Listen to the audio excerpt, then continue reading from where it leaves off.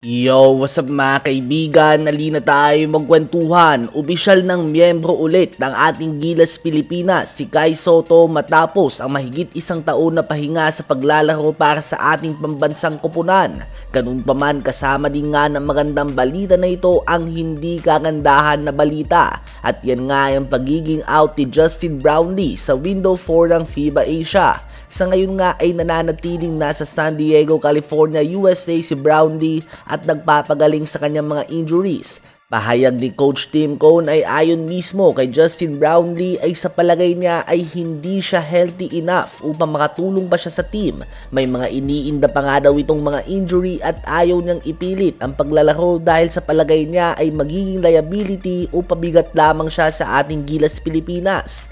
Dahil dito mga kaibigan ay maglalaro muna sa ngayon ang ating pambansang koponan with an all-Filipino lineup. Sasalubungin natin ang mga bansa na Jordan at Iran sa August 28 at August 30 nang wala ang nakasanayan natin ng naturalized player. Meron pa rin ngang ongoing passport issue si Boatwright, kaya naman hindi din ito pwede na pumalit kay Justin Brownlee. Habang si Ange Kouame naman ay pinirmahan na ang kontrata sa isang liga sa France, kaya naman tulad lamang ni Brownlee at Boatwright ay hindi din ito available sa ngayon. Sa ngayon nga ay patuloy na namimili si Coach Tim Cone ng kanyang Final 12 para sa window na ito.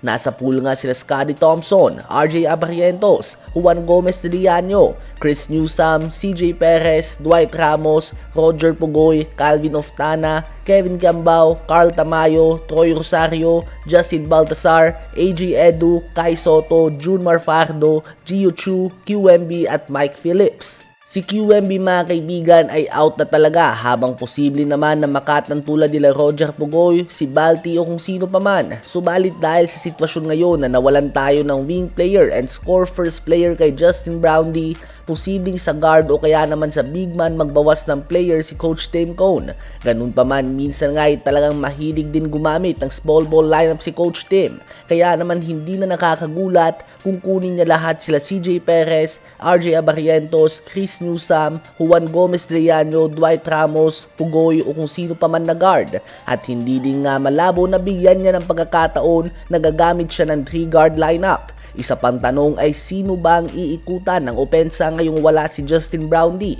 Bagamat hindi magandang balita ang pagkakawala ni Brownlee sa lineup ng ating Gilas Pilipinas, posibleng magsilbi ito bilang malaking pagkakataon para sa mga tulad nila Kevin Cambao, Carl Tamayo, Kai Sotto at Dwight Ramos na pangunahan ang opensa ng team na ito. Tiyak nga na isa sa kanila ang magiging number 1 option ng opensa, kaya naman pagkakataon nila ito na ipakita sa lahat na capable sila nito sa international stage. Ano ba ang masasabi nyo tungkol dito?